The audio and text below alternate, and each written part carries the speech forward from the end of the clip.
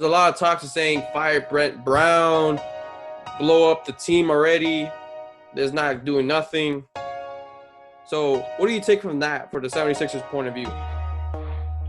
Well, it's not entirely on Brett Brown.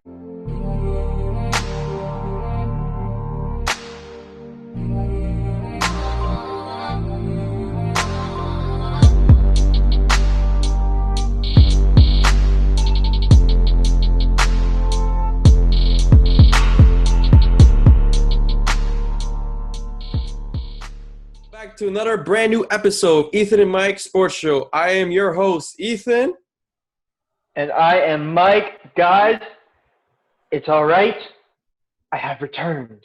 And we are back with another episode 36 now. So we got Mike back in the building as normally. I know you guys missed him for the last two episodes. He has not been on, but he is back. He's returned. We're both wearing our Heat jackets because right now, as we speak, the Heat are playing right now, which we will talk about the NBA playoffs.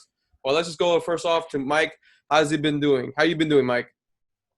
I've been all right. For those of you who don't know, I actually had to go missing these last few weeks because my phone got hacked.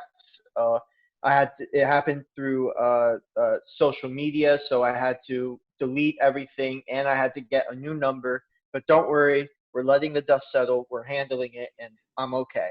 Everything's fine. I'm back.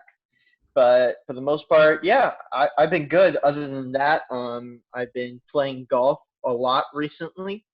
I'm going to be playing again Tuesday at a plantation preserve with a whole bunch of my work buddies.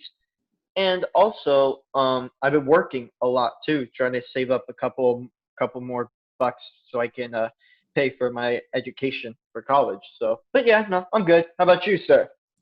Doing pretty good, man. You know, just another day doing podcasts, and with our first sponsor of this episode, Urban Ice.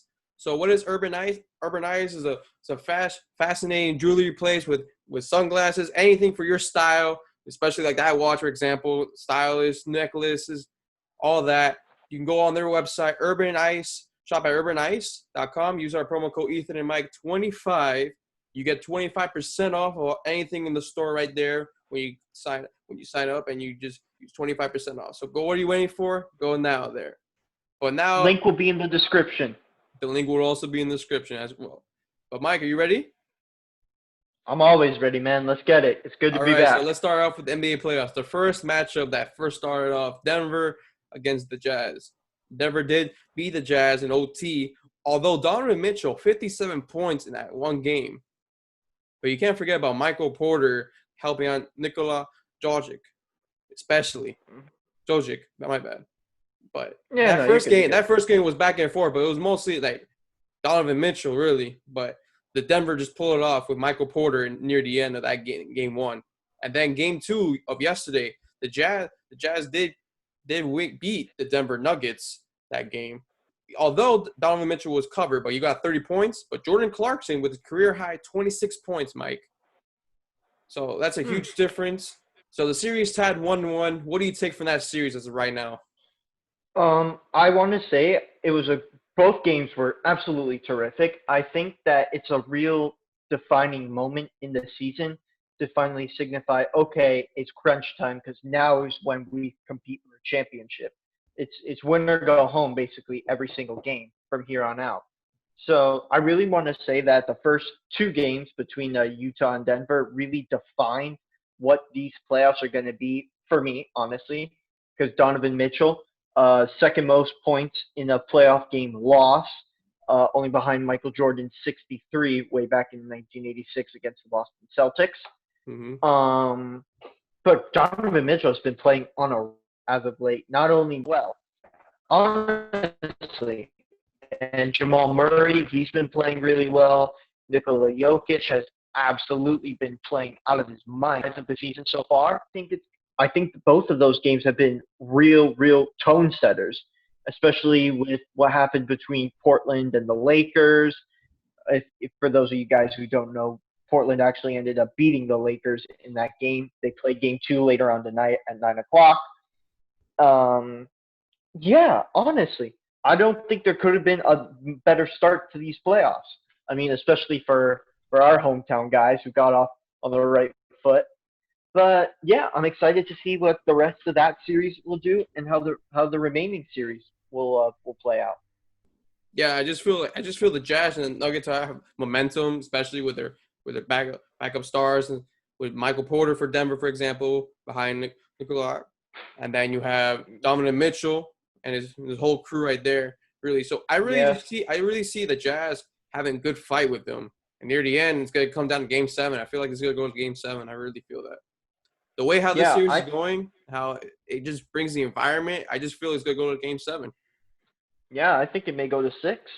Go to 6. Okay. Hmm. Which I really see the Jazz doing something. The Jazz might upset the Denver if you really think about it. Yeah, it's anything can happen in the playoffs. You never know. I really see the Jazz pulling an upset right there, Game 7. I can see it too. But then we go on to the next game after that, Toronto and the Nets. Although Fred VanVleet going off both games yesterday and 2 days ago, which 2-0 in the series right there, Mike. So do you really see a sweep here against the Nets?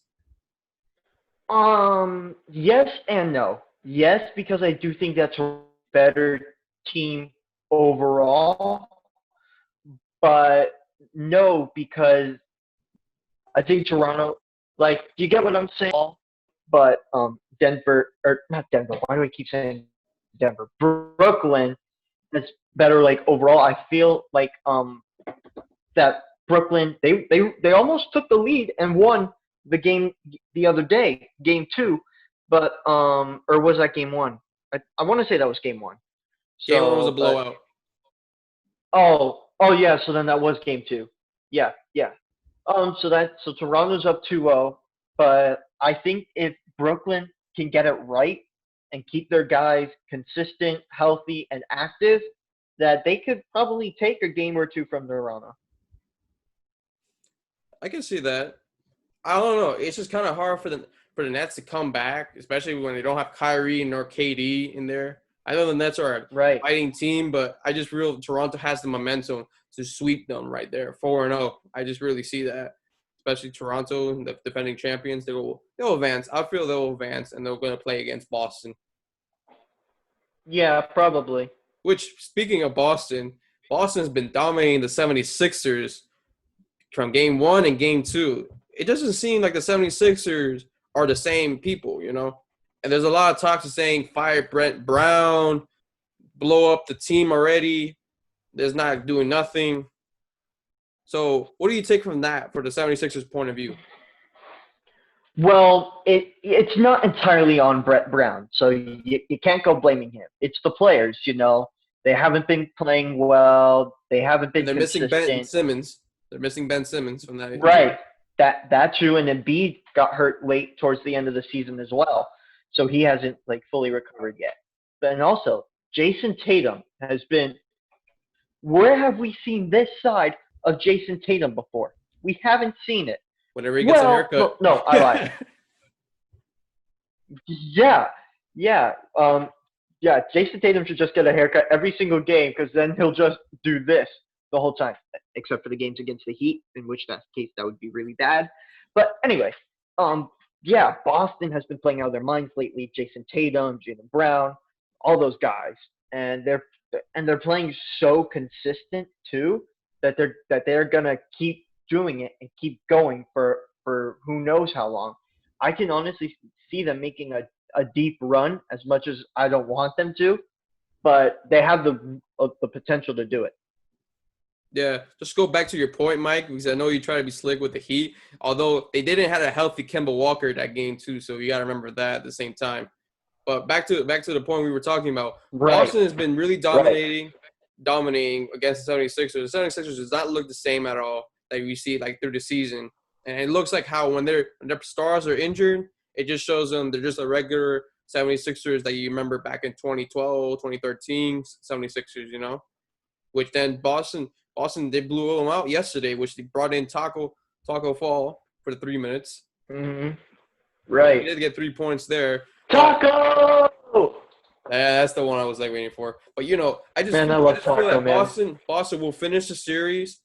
By the time it's next week, by the next time we make an episode, I just feel like Boston will sweep the 76ers. How the 76ers are playing It right could now, if they're still playing how they are right now, they're gonna get swept. Unfortunately. it could very well happen. It could very well happen. It's The like way I how said earlier, Boston anything can happen in the playoffs. the way how Boston's playing against the 76ers just makes me want to believe in Boston more than the 76ers, Just how I feel with that. Yeah, me too. Yeah, I'm sure a lot of people would agree.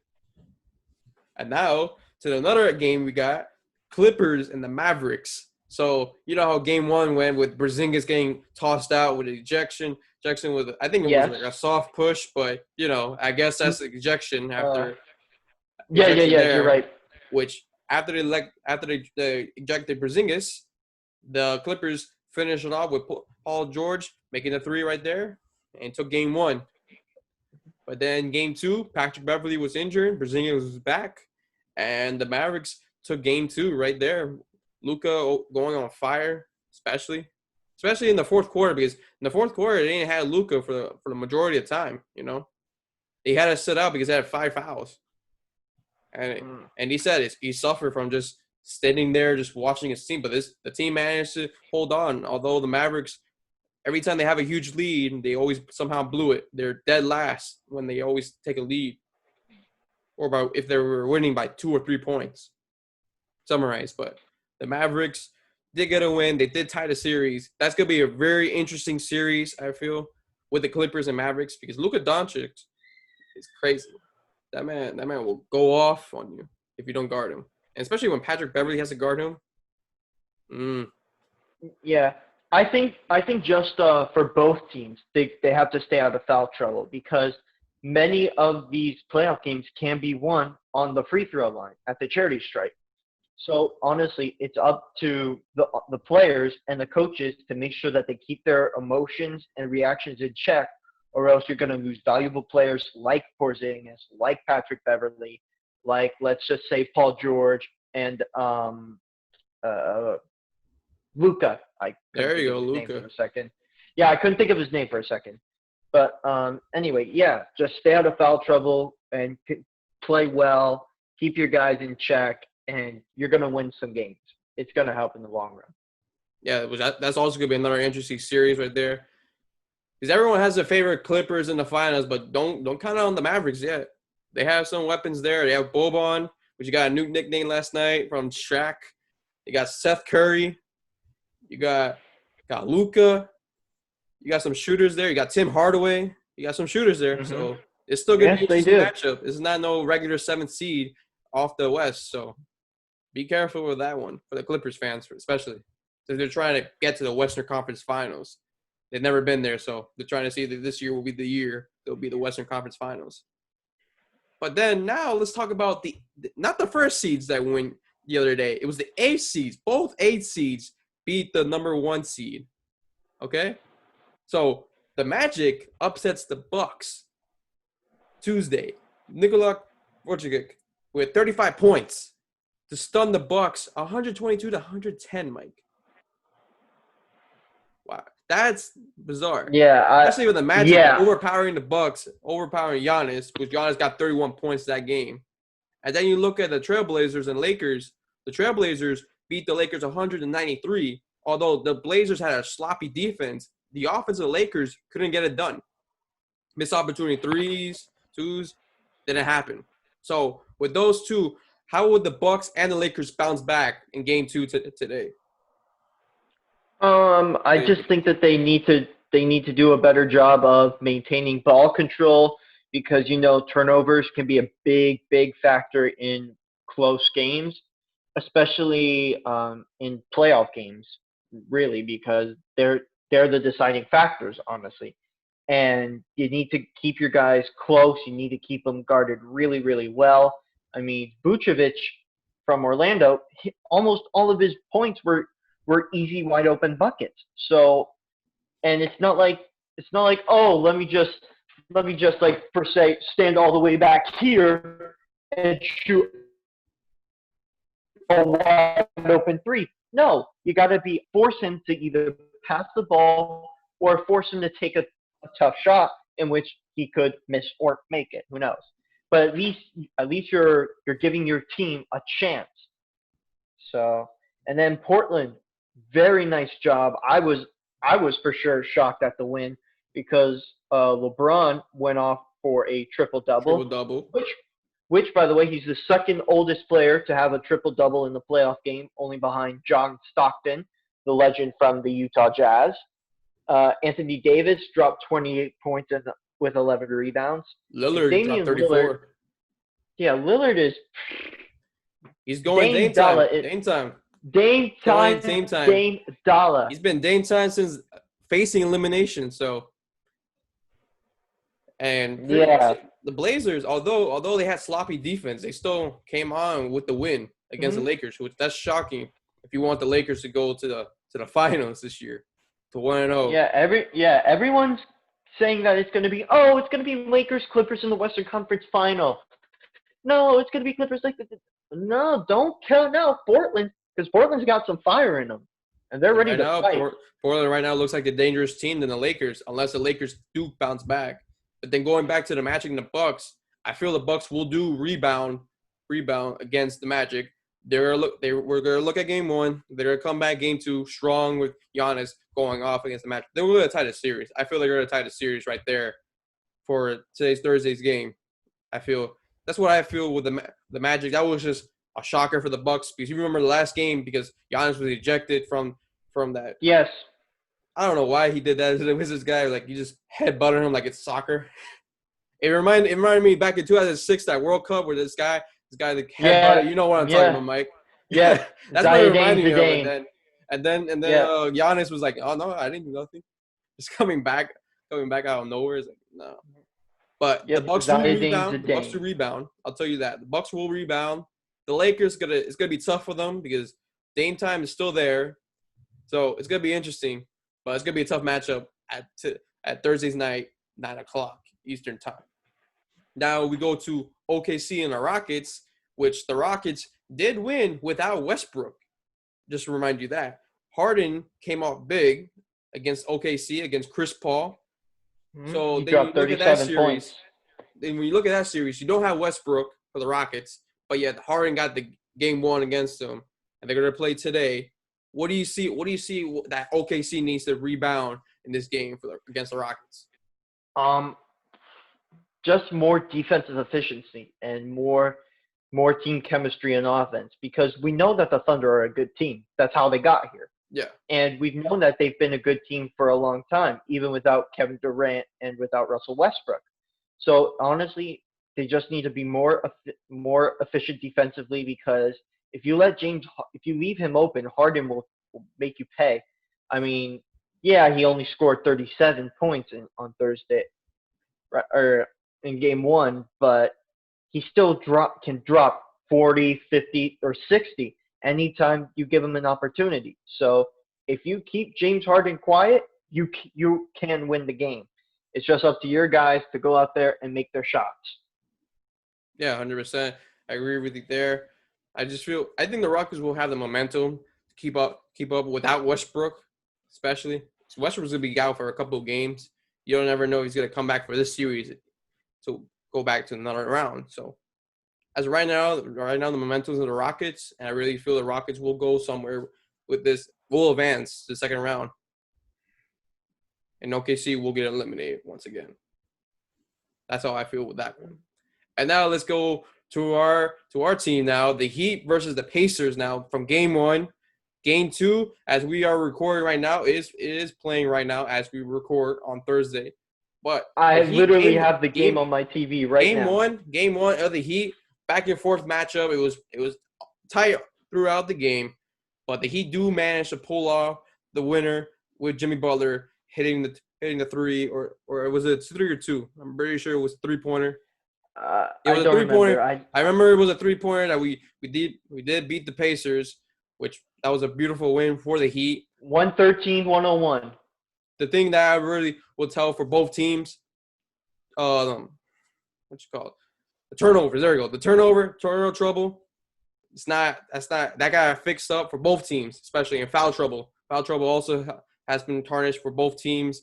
That's why it's been a close game for each other. So that's why I really feel if both of them fix those two, then one of them will come up top.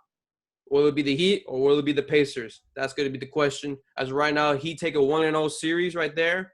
But I'm going to bring it to Mike because I know Mike's been waiting for me to stop talking. So the floor is yours, Mike. The floor is yours. Because I know what you're about to say. The floor is yours. Yes. I actually have the game on my TV right now, and as of right now, I'll be happy to provide you guys with an update. The Heat are currently down 21-24 with a minute 34 left in the first quarter. And yes, going back to game one, it was a great team win. You know, Bam Adebayo had a great game. He dropped 17 points with a double-double. Dragic scored 24, with 14 of them coming in the fourth quarter. Jimmy Butler dropped 28, hit 12 with 20 points, with 10 points coming in the fourth quarter. And all in all, the Heat, they looked really good in turnover trouble, like you said. Game one just has to be in Derek Jones just missed the three, but anyway, turnover trouble. Just got to work on that.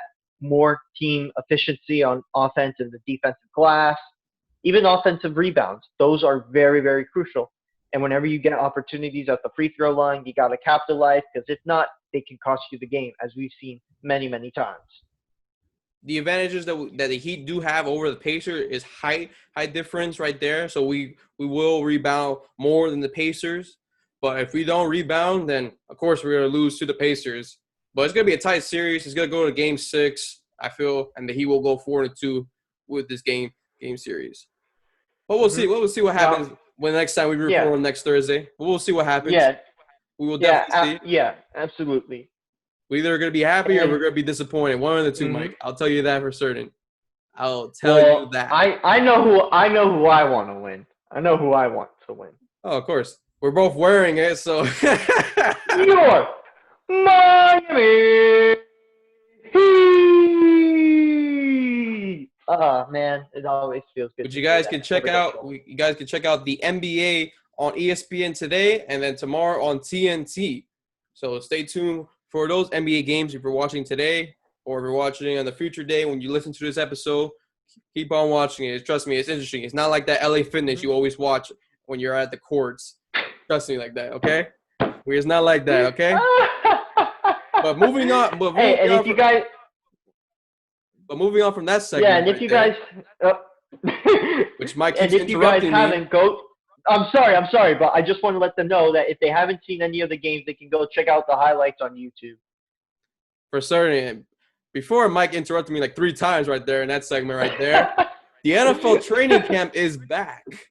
It's back. So we're gonna talk about the Miami Dolphins of our football team that we love and truly love. The first 3-day training camps. We're gonna run over some of how I feel on each players. So Eric Rowe, great move by the Coach Flores, moving him to safety last year because he did pretty good job in practice the other day, stripping the ball from Kalen Ballage, which Ballage has been troubles with fumbles this training camp, which Rowe has been really impressive. I'll give you that. Ballage needs to work on his fumble troubles because right now he lost already 2 fumbles already the past few days of training camp, which he's on the edge right now of not making the roster, especially since we have Jordan Howard, and then we just got the recent 49ers running back, which Matt Breida, there you go, Matt Breida. But then you have Patrick Blair and you have Myles Gaskin in the background, so that's gonna be really tough for Ballage. And also Jordan Howard, who we just signed from Philadelphia. Which I just mentioned that, which I know you couldn't hear that, Mike. But Jordan Howard also, which it might come from Jordan Howard or Matt Breida, one of the two. That I feel that's going to be coming. Who's going to be the starting running back? But I just want to see, what's your opinion on Eric Rowe right now on how he's been doing impressively in practice? Well, it's like you said, a great move by Coach Flores and the rest of the coaching staff to move him from more of a cornerback position to more of a safety position. I think it's better team-wise, especially because it's going to make room for, let's say, Noah Igbinoghene, the rookie cornerback out of Auburn who we just drafted. If he makes the team, it's going to make more room on the other side for Byron. It's going to make room for Byron Jones and he's going to get that sort of NFL veteran experience. Not that he already has it, but he's going to get more of it and more familiarized with the position. And Brandon Jones, safety who we just drafted out of the University of Texas, hook 'em horns. Byron Jones and Eric Rowe are both going to provide that leadership sort of example. I think it's better for the defensive team. Defensive team chemistry as a whole, because now it's more bonding, it's more communication, it's more familiar, it's more flowing. And I just think that as a whole, the Dolphins defense is going to be very, very good this year. Yeah, I agree with that 100%. As of right now, it's usually how training camp works. They usually be good both, and then you never know until we start playing the other teams, who's good, who's not, Like our defense, I know Brian Jones got mossed the other day, but it was either Parker or Preston Williams the other day, which Preston Williams doesn't seem like he's injured like he was with the ACL injury that we pull him out for the year for. But Preston Williams is back. He's better, back than ever. Then we got Parker's same thing. Parker's been doing fantastic. I like that. The only loss we have is Van Beagle. He's out for the season. Gruesome ACL injury, which we hope we have prayers out for him right there. He's out for the year. And he knew it. Like, once he was on the floor, he was very emotional, and it was like, once I heard emotional, I was like, yeah, he's out for the year. That injury. Yeah, those ACL injuries are killers, man. Which it sucks, but we will miss him, especially because he was a good linebacker for us at the same time. The linebackers for sure, 100%. The linebackers we have, it was good. It was good for outside linebacker for certain. I'll tell you that, 100%. And then we got our quarterback competition. We still got Tua, Fitzpatrick, and then Rosen, which as of right now, Fitzpatrick is going to be our week 1 starter as of right now, is what everyone's been saying, which I think it's a good move as of right now, just to get Tua familiarized in the NFL, how Fitzpatrick runs the offense. Because right now, in training camp, Fitzpatrick is the only one that does deep throws. Because Tua does more slants. He's more good at slants. So they'll throw it to the small slant. He did do a middle slant with another undrafted rookie wide receiver right there. But then Rosen, he's gonna be a third string as best as of right now, because I don't think he's gonna get any spotlight whatsoever as of right now. So Rosen, he'll get some shine there, but as of right now, Rosen, it's gonna be our third string as of right now. So I hope I see Tua in the upcoming season. When do I see Tua? Tua's going to be coming in, I'm going to say, like, before the Jets game. Before the Jets game. It's going to happen before the Jets game, I'll tell you that. Before the double headers we have to do with the Jets. I really think we're going to see that as of right now, Mike. Which would be? Week 10, Week 11. Oh, okay, so sometime before Week 10, you say that Tua's going to – it's our bye week, so then it would be Week 12. So it's Week 10 and 12. Yeah, so that's where I really see for us as of right now when Tua is going to come in, because sooner or later Fitzmagic is going to turn to Fitztragic any minute once we have him there for a couple of weeks. Like, he'll get you there for some games, and then he'll start coming back down to earth like he did with Tampa, with the Jets. With the Jets, somehow he got 10-6, but we have Shane Gailey, so it's going to be impressive. And our offensive lines right now, it's been impressive too, which we just got to figure out. Who has worked with Ryan Fitzpatrick before. Which we got to figure out our offensive tackle issue as of right now. It could be one of the rookies, or it could be one of the undrafted free agents as of right now for the Dolphins as of right now. Concludes this episode, Mike. So thank you guys for listening to another brand new episode of episode 36. My name is Ethan, and he's Mike. And then we'll see you next time, next Thursday. We'll see you.